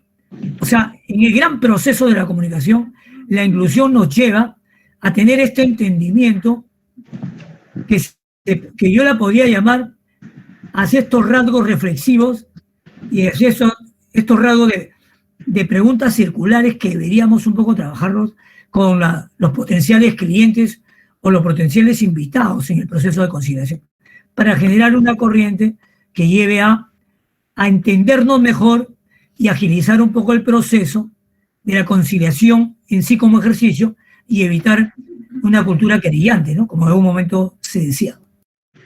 Sí, efectivamente, ¿no? A eso también apunta, lo habíamos mencionado ya, recuerdo en la clase anterior, el Ministerio de Justicia, ¿no? Cuando, digamos, implementa e impulsa la ley de conciliación, en el fondo también está fomentando esta cultura del diálogo, esta cultura del respeto, una cultura de paz, ¿no? Porque había entendido que entre nosotros, por ejemplo, no había, digamos, como costumbre, un uso a modo de herramienta del diálogo y la comunicación, ¿no? Más bien esta es una sociedad donde la violencia se ha abierto paso, la violencia ha echado camino, ¿no? Entonces, ¿qué se tiene que hacer? Contrarrestar un poco esta figura, ¿no? Pero sí, efectivamente, la audiencia de conciliación y en general, ¿no? Todo este proceso tiene por base al diálogo, ¿no? Y dialogar, como ya lo he mencionado antes, no significa que dos personas se pongan a conversar, dos personas que piensan lo mismo se pongan a conversar. Eso no es un diálogo, ¿no? Un diálogo es una confrontación de ideas. Y para que se confronten dos o más ideas distintas, tienen que haber personas que piensan diferente. Si dos personas que piensan diferente se sientan y, digamos, articulan, intercambian pareceres, eso es un diálogo, ¿no? Porque entre dos personas que piensan lo mismo y opinan lo mismo, no hay diálogo, sino más bien es un monólogo, ¿no? Porque son las mismas ideas, ¿no? Pero sí, la comunicación todo el tiempo está sosteniendo el proceso, digamos, de la audiencia. ¿Bien? Perdón, empezaba a trabajar otra vez con el taladro, pensé que ya se había terminado eso ayer, ¿no? Pero bien, vuelvo entonces a lo de la asertividad, ¿no? Comparto pantalla. Ahí está. Ahí está. La asertividad. Bien. Entonces, antes de que nos gane el tiempo, las técnicas nos falta ver todavía un par de ellas. Las vamos a terminar el día de mañana temprano. Y ahora, estos minutos que nos quedan, lo vamos a dedicar a, digamos, trabajar eso que ya se les había mencionado en la mañana, aquello del monólogo de apertura, ¿no? Es decir, este discurso que el conciliador da al principio de las audiencias para que pueda, digamos, explicar allí la naturaleza de la conciliación, sus límites, sus objetivos, sus beneficios, sus principios, las reglas de conducta y la metodología, ¿no? Todos esos puntos se mencionan en el monólogo de apertura. ¿Bien? Entonces, vamos a ver a continuación esa pequeña estructura. Pero antes de empezar, ¿no? El Ministerio de Justicia, como ustedes sabrán, digamos, ha implementado una serie de elementos que permiten, digamos, desarrollar mejor en términos formales una audiencia de conciliación. Para desarrollar, por ejemplo, el monólogo de apertura y desarrollar los otros momentos como el de la negociación, los acuerdos, la redacción del acta, etcétera, ¿no? Hay también ciertas pautas formales que hay que respetar, que hay que cumplir. Entonces, lo que nos va a compartir ahora Junior es un documento, por favor, ábranlo todos, es un documento que titula Ficha de evaluación del desempeño de los aspirantes a conciliadores durante la simulación de audiencia de conciliación, ¿no? Ahora, ustedes van a tener más adelante una audiencia específica llamada, digamos, simulación de audiencias, ¿no? Modelado de audiencias. Allí ustedes van a dedicarse plenamente a practicar todo lo que han visto en la parte teórica, pero desde ya es necesario que tengan, digamos, conocimiento de cuáles son estos puntos, por lo menos los del monólogo de apertura, que se exige manejar al dedillo, por lo menos el ministerio lo exige, ¿no?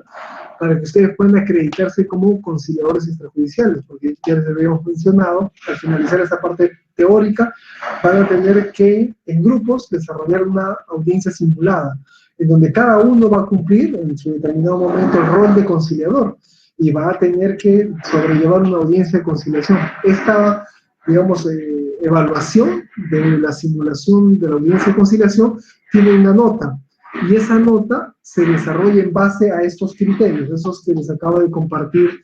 Entonces, este es el documento que les ha compartido Junior, ¿bien? Cuando ustedes tengan que desarrollar en la fase de modelado de audiencia, en la fase de simulación, van a tener que llenar este registro, y todos estos cuadros con estos criterios son los que se les va a evaluar a ustedes, en una escala de 1 al 5, ¿no? Arriba, por ejemplo, pueden ver la leyenda. MS significa muy satisfactorio, ¿no? Es decir, consistentemente excepcional. 4 significa S, que es satisfactorio. 3 significa R, regular, ¿no? Y 2 puntos significa insatisfactorio, y MI significa muy insatisfactorio, es decir, 1. Si ustedes los evalúan con 1, por lo menos en este criterio el primero, entonces todo eso al final va sumando un puntaje, y eso es lo que le va a dar una calificación al finalizar el modelado de evidencia, ¿vieron? Ahora, se habrán dado cuenta, hay diversos cuadros, ¿no? El primero es, digamos, para el monólogo de apertura, luego viene para la fase de comunicación, ¿no? ¿Pueden verlo? Fase de comunicación, 80 puntos, luego viene fase de negociación, 25 puntos, fase de clausura, 20 puntos, sesiones privadas, 20 puntos, etcétera, ¿no? Y al finalizar, hay un puntaje que ustedes tienen que, digamos, sobrellevar, ¿no? Si sacan entre 181 y 215, su nota va a ser MS, ¿no? Muy satisfactorio. Y así va bajando, ¿no? Satisfactorio, el puntaje que va entre 144 y 180, regular el que va entre 109 y 143, insatisfactorio 74 a 108, y por último, muy insatisfactorio el que va del 43 al 73. ¿no?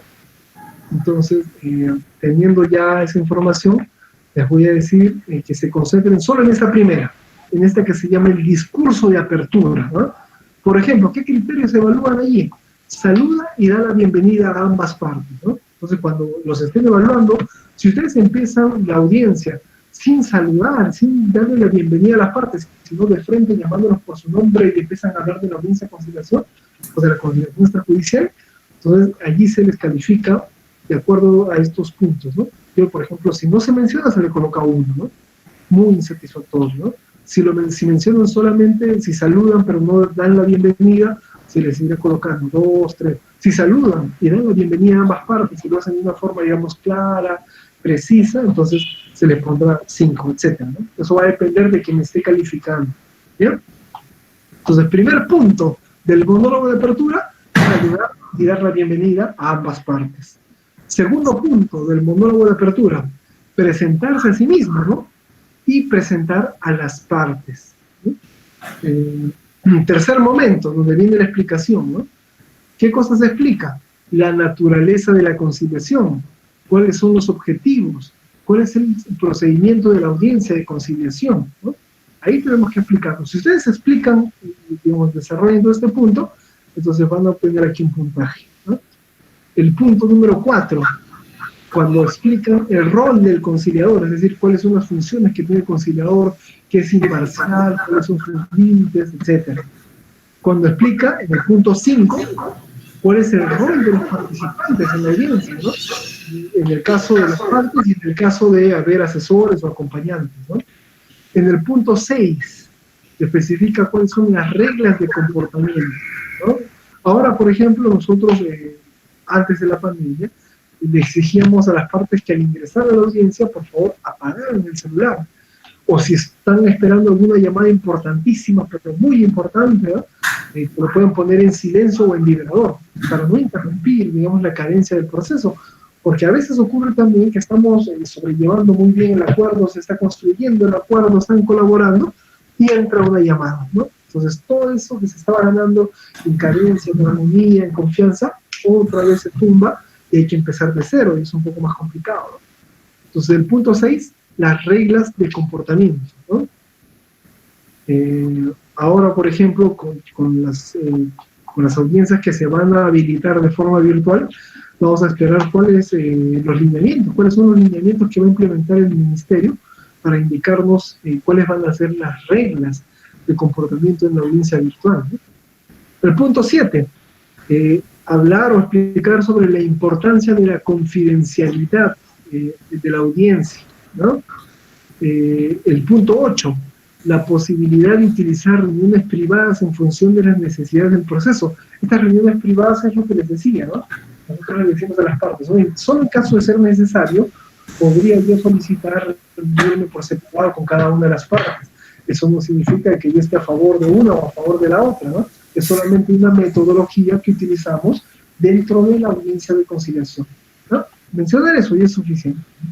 El punto 9, la naturaleza confidencial de las reuniones privadas, ¿no? Si nos llegamos a reunir por separado con cada una de las partes, tenemos que recalcarle allí, en privado, que estas audiencias por separado también siguen el principio de confidencialidad. Solamente yo voy a, digamos, liberar la información que tú me permitas cuando estemos en grupo. Todo aquello que tú me digas, sí, señor conciliador, eso pueden mencionarlo cuando estemos los tres nuevamente, lo voy a mencionar. Lo que usted me diga, esto no se tiene que mencionar, pero se lo digo a usted para que lo sepa, ¿no? Esa información entonces no se menciona. La confidencialidad está todo el tiempo sosteniendo también el proceso, ¿ya? Punto número 10, hablar del valor y los efectos jurídicos del acta de conciliación. Como sabemos, el acta de conciliación tiene el valor similar a una sentencia judicial, lo que significa que en caso de incumplimiento, la parte que sería afectada por el incumplimiento del acuerdo que está en el acta, esa parte, digamos, puede llevar ese documento donde el juez, para pedir la ejecución inmediata, ¿no? Siempre y cuando el acta esté redactada de forma, digamos, correcta, ¿no? Eso lo van a ver en el módulo del procedimiento conciliatorio también, ¿no? A veces ocurre que el acta de conciliación, digamos, no tiene una adecuada redacción, han olvidado un dato, ¿no?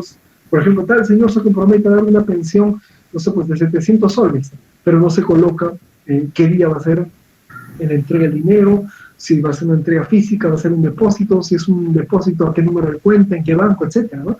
Toda esa información tiene que ir especificada en el acta de conciliación, ¿no? Entonces, tomar en cuenta ello. Y el punto 11, ¿no? Invitar a las partes a hacer preguntas para resolver sus dudas sobre la conciliación. Bien, esto es básicamente toda esta primera parte del monólogo de apertura, ¿no? ¿Qué más van a evaluar?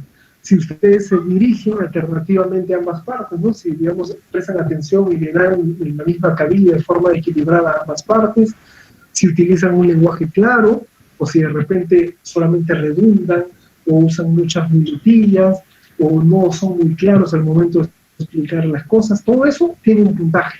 Y por último, y actúan para generar un clima de confianza adecuado para conciliar, es decir, si muestran empatía, ¿no? Si se muestran cordiales, si invitan y llaman un poco a esa confianza, ¿no? Todo eso lo van a evaluar cuando acaben esta fase, digamos, de procesos teóricos, ¿sí? En la parte práctica, todo esto se va a evaluar, ¿no? Si ustedes, por ejemplo, hablan mirando a un solo lado, a una de las partes, si de repente no son muy empáticos, si no miran a la cámara, si no son claros, todo eso se va a evaluar de acuerdo a esta ficha. Y luego también los otros momentos, como la fase de comunicación, la fase de negociación, etcétera, ¿no? Pero ahora concentrémonos en esta primera, que es importantísima, es el discurso de apertura. Ahora no va a haber tiempo para que podamos practicarlo, pero mañana de repente la primera parte de la hora podemos trabajar en el monólogo de apertura, pero para que tengan una idea de cómo es un ejemplo de este monólogo, yo le voy a enviar un link a Junior para que pueda compartirlo con ustedes, ustedes puedan, digamos, lo vamos a ver un pedacito ahora con nosotros aquí en la clase, pero después ya en casa ustedes van a volver a escucharlo, lo van a volver a ver, van a estudiar, van a identificar cuáles son las partes que tiene este monólogo y lo van a, digamos, contrastar con esta ficha que les acaba de enviar Junior, ¿no? Entonces, por favor, Junior, si puedes compartirles el enlace, ¿no? De este enlace de YouTube. Muchas gracias. Entonces, las indicaciones son las siguientes, ¿no? Vamos a escuchar ahora esos 5 minutos del monólogo de apertura y luego vamos a dar algunas indicaciones rápidas para el día de mañana, ¿sí? Entonces, por favor, en estos últimos minutos que quedan, ¿no? Abran el enlace y vean solamente hasta la parte en la que el conciliador le da la palabra a una de las partes para que dé su versión de los hechos, ¿no? Es decir, solamente hasta el minuto 5 aproximadamente. Bien, entonces si ya está revisando el vídeo, esa primera parte seguro falta un minuto y medio para que acabe, pero ya también estamos un poco contra el tiempo aquí. Lo vamos a volver a ver el día de mañana, ¿no? Esos primeros 5 minutos sobre todo, que es en el que el conciliador hace el monólogo de apertura.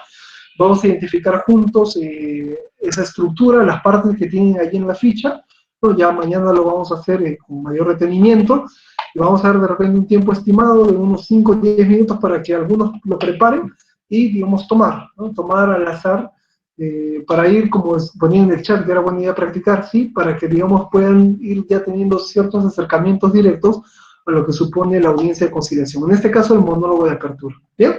Entonces, vean ese vídeo, la primera parte solamente, los primeros 5 minutos, que es el monólogo de apertura, antes de empezar la audiencia en general.